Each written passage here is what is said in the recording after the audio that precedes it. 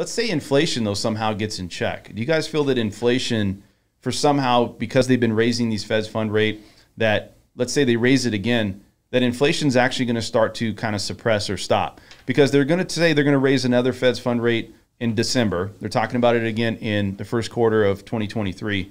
A lot of people don't feel like this whole thing with this 2020, like the employment situation where they start to have casualties of higher unemployment, it's not going to really happen until maybe the end of the first quarter or middle of second quarter of 2020. Right. So is this thing it's just not happened yet? Like we're not there yet. It's just starting. You feel like it's starting, even though we've had a higher. Everything the federal government does takes 6 months, a year, even presidential terms, 4 years, you don't feel the effects for 10 years. Right. So these things that Powell are doing today, we're not going to feel the effects for a good 6 months. They said it's going to be 12 to 18 months unemployment possibly, where you're not going to see that effect.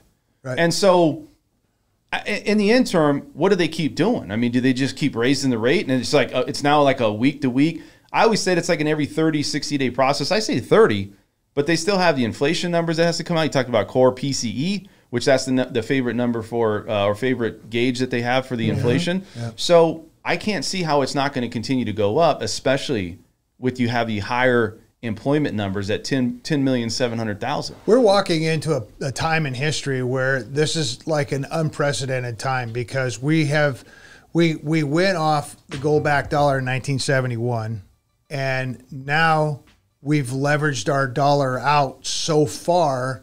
Basically, it's a fractional reserve banking system that we're on, and we've fractioned that dollar off so damn far. There's nothing left. So whatever they're going to do, honestly, inflation, no inflation, unemployment, high employment. What they're going to have to do is they're going to have to get control of the dollar. And I think there's a lot going on behind the scenes that we don't know about. But I think that there's going to be a new form of money. Look, we've said this before. Go ahead. Go ahead. And so when that comes out, I think your inflation. I think when when that all comes out, whenever it comes out, I think your inflation's going to go away. I think your interest rate is going to be low because you have to have a catalyst to drop whatever it is they're doing right now because everything's right through the roof. Produce more oil and gas, and I guarantee you, cut those prices in half, prices will come down. Yeah. If you guys have any questions out here, and I see a lot of comments, thank you for the comments. If you guys have anything to ask of Steve or Doug or myself, just, I know you guys are all kind of chiming in here. Again, I think that you look at the Americans not losing jobs situation, and I know that everybody's like, well, why are you? This is a key component to what the Fed is trying to do. Yeah, absolutely. And it's not happening. They're trying to make unemployment go up. Yeah. And also they're trying to suppress GDP, which is the last two quarters, the first and second quarter, we did have a decline. Technically, by GDP standards, what is that? That's a recession, right? Right. But this third quarter, we came out and it's actually positive numbers. Very interesting because you would think it would have the exact opposite effect that we've been having on some of these things that we see with the Fed, right? Can you trust the numbers, though? Because is it politically motivated? You know what I mean? And nowadays, you can't trust anything. But I trust what I spend. I trust what I earn. I trust that. That's all I can trust because if I go and I spend $20 and get one bag of groceries, and then now I'm not even getting a bag of groceries. Or no, you spend $80 to get that same bag. Right. And it's like, yeah.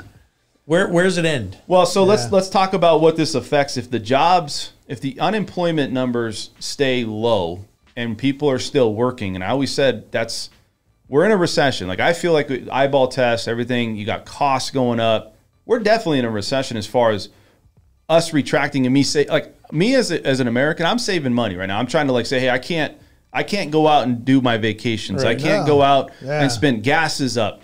The things that it's affected is really all items. If you don't have higher unemployment numbers where people are losing their job, which the Fed came out and said this has got to be a casualty, unfortunately, of some of these jobs and some of these businesses in America. How are jobs going to lower prices, though?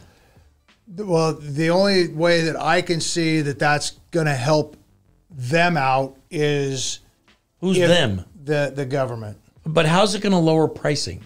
not lower pricing, but it gives them the ability to go to plan B by paying the unemployed people to stay at home. So you print more money, to which creates inflation to cover the people who are now more people unemployed. Right. So it's a vicious cycle. Yes. It's not going to break the problem.